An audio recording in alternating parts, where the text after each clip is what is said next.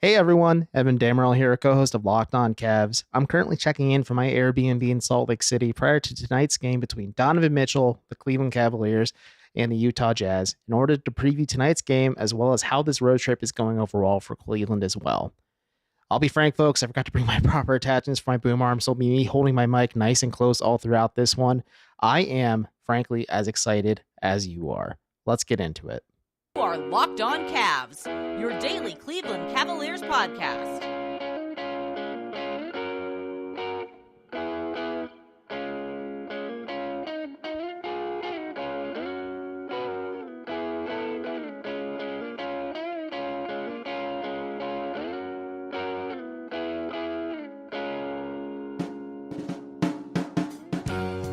Before we get started, today's episode of Locked On Cavs is brought to you by PrizePicks. First-time users can receive a 100% instant deposit match up to $100 with promo code LOCKEDON. That's PrizePicks.com, promo code LOCKEDON. As I mentioned before, my name's Evan Dammarell, and tonight is a pretty big game for both Donovan Mitchell and the Cleveland Cavaliers. This is the third game in a 5-game road trip, and also the first time that Mitchell will be returning to Salt Lake City to face his former team, the Utah Jazz. For the longest time, Mitchell said that him being part of the Cavaliers has kind of been hitting him in waves. It first hit when he took the floor at Rocket Mortgage Fieldhouse he shared, and then it hit again when he played the Knicks, his childhood team, and where he thought, and frankly, all of us thought he'd end up this summer. In Madison Square Garden, should preface that as well. And then it hit again when the Cavaliers hosted the Jazz on December 19th, which Cleveland won 122-99. Mitchell led the Cavaliers in scoring with 23 points and got to rest for most of the second half, which is a pretty rare thing for the Cavs and Mitchell both just all throughout the season because they've had to lean on him so much as just an offensive hub. And then, let's just be frank, considering how well Cleveland and Mitchell have been playing as of late, Mitchell himself got Eastern Conference Player of the Week after dropping 71 points on Chicago. He's carrying a lot of momentum into tonight's matchup, but there's also the emotional hangover that comes with games like this for Mitchell, who spent 5 seasons with the Jazz before joining Cleveland this summer. I've talked to a lot of folks in and around Salt Lake City leading up to this game, and there is a genuine excitement to welcome back one of the most significant stars in the Jazz recent history, but it's not going to be an easy game for Cleveland because if you think about it, there was the game when the Cavs hosted LeBron James and the Los Angeles Lakers, and last season the Cavaliers kind of got caught up in the moment a little bit and a lot of the fanfare that comes with LeBron, a player who is extremely significant to the history of the Cleveland Cavaliers, and they watched themselves lose. And you saw them take care of business this year, and I think, sure, having Mitchell helps with that a lot, but the Cavs, frankly, aren't a good road team, and we'll touch on that a little bit more in this next segment, but it's also just hard for the Cavs not get caught up in this moment because there isn't a lot of emotional weight. And Mitchell is like the emotional and vocal leader of this Cavaliers squad too. And they kind of go wherever Donovan Mitchell's willing to take them or is able to take them. So I think it's something definitely worth watching. And I think there's just gonna be an emotional hangover no matter what. And it's going to be a good test for this young Cavs squad. Again, we'll talk about more what to specifically watch for in this game, but just from the optics of looking into this one, you think about the interview Donovan Mitchell did about how Salt Lake City is a very conservative town, a very white town. It's not very black focused, at least compared to Cleveland or New York. So it feels like a nice change of pace for him. And I think if you just look at the optics of it, it makes sense why Mitchell was traded out of Utah. I mean, it makes sense why Rudy Gobert is traded out. Danny Ainge kind of said it himself. This Jazz team kind of hit its apex. They kind of hit their peak. And if you look at teams like the Warriors, who have Steph Curry, really one of the greatest shooters of all time. You look at teams like the Lakers, who do have LeBron and Anthony Davis. You look at teams like the Clippers, who, when healthy, have Kawhi Leonard and Paul George and Ty Lue coaching them. And you have the Denver Nuggets within your own division if you're the Jazz as well. Like, this is tough. And I think it was a tough decision for the Jazz to trade Donovan Mitchell, but it's to the benefit of the Cavaliers at the end of the day, too, I think, just because they were able to be opportunistic and acquire Mitchell when the New York Knicks kind of seemed like the foregone conclusion destination. Because, again, let's be frank and let's be honest, Mitchell was honest with everyone during his introductory presser with the Cavs that he didn't expect to be traded to the Cleveland Cavaliers. And I think a lot of us in the room expected him to be a member of the New York Knicks, or if a trade didn't come to fruition, he'd be playing for the Jazz right now. So, again, this is just a really big game. And it's kind of weird to think that way when it's the 42nd game of an 82-game schedule and it's mid-January at this point. It doesn't really seem like it's that big of a deal, but It's kind of weird how the NBA can draw these parallels and storylines and makes these games kind of compelling and exciting. So it should be a fun game. At least just the general vibe around Salt Lake City is people are excited about tonight's game. I think just early this morning, like you could feel a little bit of a buzz just from the folks I interacted with and talked with. And if you subscribe to Right Down Euclid, you'll see a story about it tomorrow morning in your inboxes. But we'll see how this game goes. We'll be breaking it down in the next segment. And before we do that, I would like to give you a quick word from today's first sponsor. Today's episode of Locked On Cavs is brought to you by PrizePicks. To play, pick 2 to 5 players, and if they go score more or less than their PrizePicks projection, you can bet 10 times your money on any entry. There's no competing against other people. It's just you versus the projections available.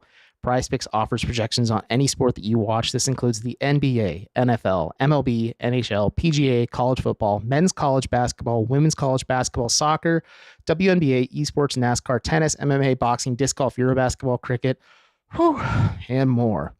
Entries can be made in 60 seconds or less. It's that easy. They offer safe and fast withdrawals and are currently operational in over 30 states and Canada. So if you're interested, download the PrizePicks app or go to prizepicks.com to sign up and play daily fantasy sports. First-time users can receive a 100% instant deposit match up to $100 with promo code LOCKEDON. If you deposit $100, PrizePicks will give you $100. If you deposit $50, PrizePicks will give you $50 to match.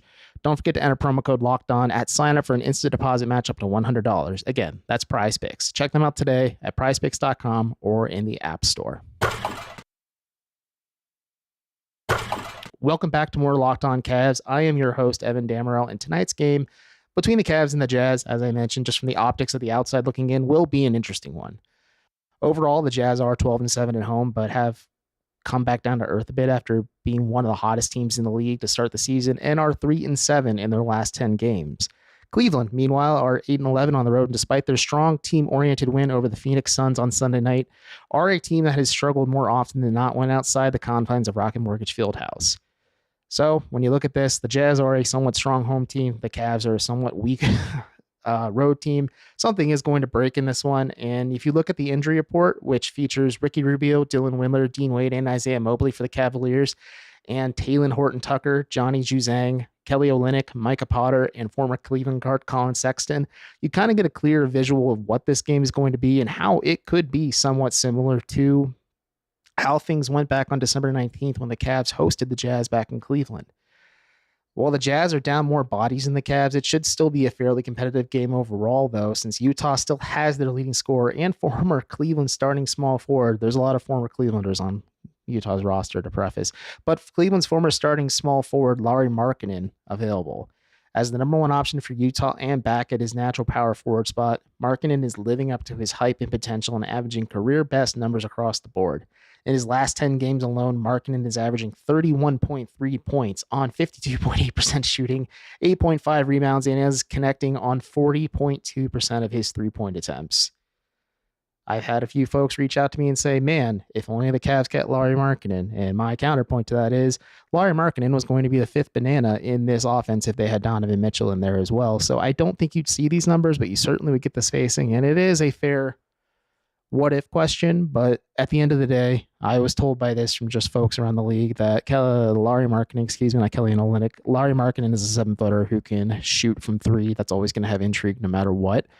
And he kind of got his groove back and found a bit of his swagger with the Cavs last season, and now he's really thriving with the Jazz as the number one option and also kind of not playing small forward anymore. He's back at the 4 spot, and he's kind of thriving just being back at his natural position. But when you look at home, for the Jazz and Markkanen specifically, his shooting numbers are typically better as well. So if you're the Cleveland, you're going to either have to give the task to Evan Mobley or Jared Allen, two big men who kind of match Markkanen size-wise, but are also very comfortable defending in space. If you had to ask me, gun to my head, honestly, if you start this game and all throughout the game, you try to match Markkanen's minutes with Evan Mobley's minutes, because I think Mobley is a better isolation defender and a better in-space defender. Like, yes, You've seen possessions where Jared Allen defends Luka Doncic in closing, or you see him defend DeMar DeRozan in closing, and Jared Allen isn't opposed to doing it. He said he enjoys the challenge and opportunities like that, but I think those are more situational. And if you ask Jared Allen, like, hey, we need you to defend Lauri Markkanen for almost 35, maybe 38 minutes tonight,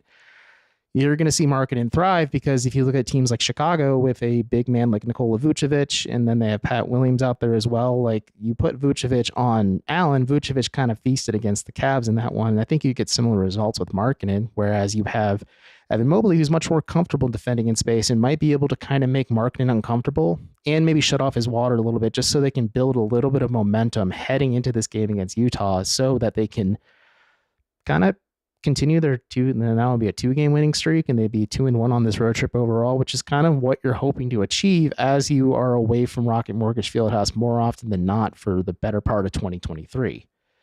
And there's also the other aspect of it where, again, a lot of former Cavaliers on this roster, but former Cavaliers scoring guard Jordan Clarkson, who is doing pretty well for himself and is putting up 21.6 points per game in Utah's last 10 games.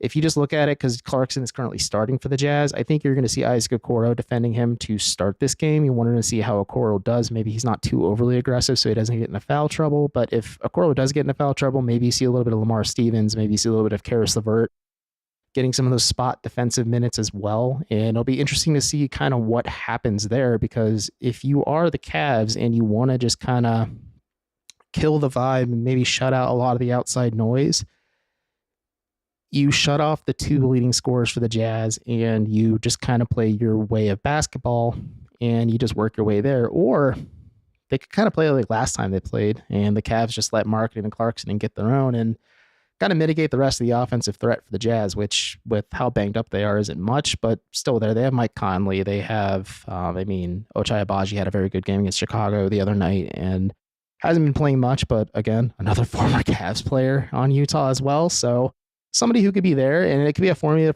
for success for this Cleveland team who does logistically or just long-term speaking struggle on the road. And it's a team that prides itself being one of the best defensive teams in the NBA. So if you just lean on what works and you have a lot of really recent film on what works, you can lean on that and just lean on the fact that you are a best defensive team in the NBA and just kind of ride that momentum to get a win.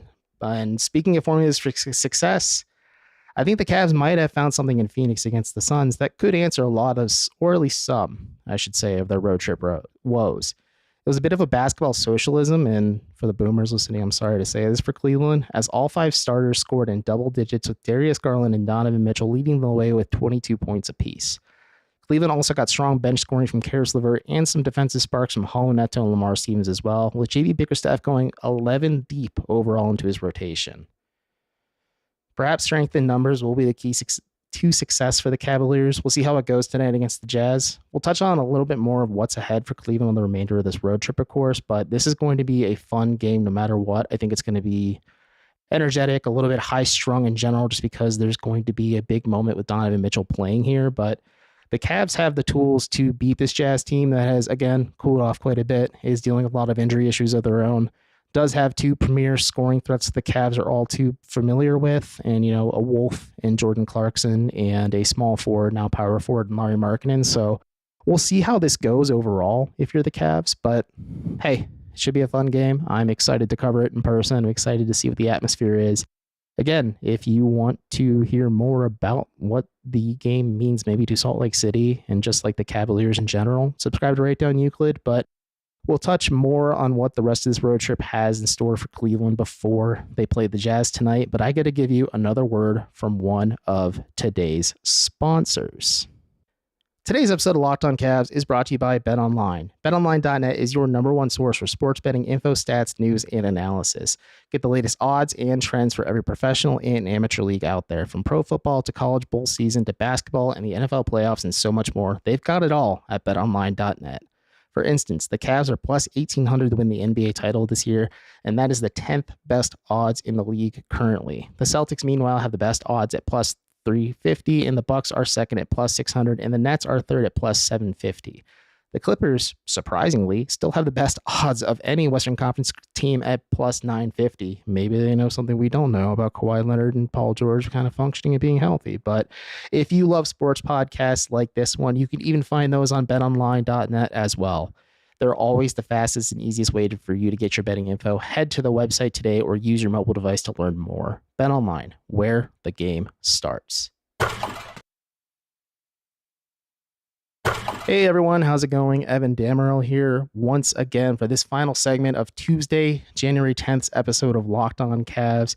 Again, this is a pretty big game for the Cavaliers, and if you have to look at how this road trip is going overall, it's been a bit of a mixed bag. If you look at Friday's game against the Denver Nuggets, the Cavs more or less got mollywopped by the Nuggets, and specifically Nikola Jokic, where head coach Mike Malone said pregame that Nikola Jokic doesn't view opponents like Evan Mobley and Jared Allen as defensive player of the year caliber candidates. He just views them as targets to kind of destroy and mismatch. And if you look how Jokic did, point taken, they did really well. And I think if you're Cleveland, you kind of got embarrassed. You saw a lot of the road woes come to a head against the Nuggets that night, but it was a bit of a palate cleanser, at least Sunday, against the Phoenix Suns instead, where again, the Cavs had to lean heavily on basketball socialism, strength in numbers, and go 11 deep into the rotation. And I know the 11's a bit of a caveat just because Mamadi Diakite only played 3 minutes, but nevertheless, the Cavs played, I believe, almost everybody they had available in that game.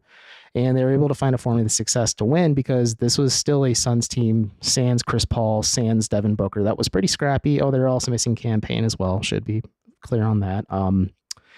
This is still a scrappy Suns team and a pretty strong win for the Cavs because they do really struggle outside of the confines of Rocket Mortgage Fieldhouse. I think a lot of it does play in the fact that the fans in Cleveland are a fan base that the Cavs can kind of get behind. They bring a lot of energy that they can feed off of on the court and ride that momentum to win. And it also is tougher for opponents to play in that kind of environment as well. But at the same time, it's also just hard to watch them play. So again, this road trip's been a bit of a mixed bag. And if you're looking at this Utah game where from the outset, the Jazz are banged up, they have two guys obviously on a G League two-way deal with the Salt Lake City Stars, and they're missing a key guy like a Kelly Olynyk. And sure, they still have Larry Markin, they still have Jordan Clarkson. They are missing Colin Sexton as well, who it's great to see Colin back on the floor, and he's playing very well for the Jazz, but he's dealing with a hamstring issue. So he will never play the Cavaliers this season, maybe next year, or if somehow the Cavs run into the Jazz in the NBA Finals this year, but that would certainly be something. But at the end of the day, like, this could be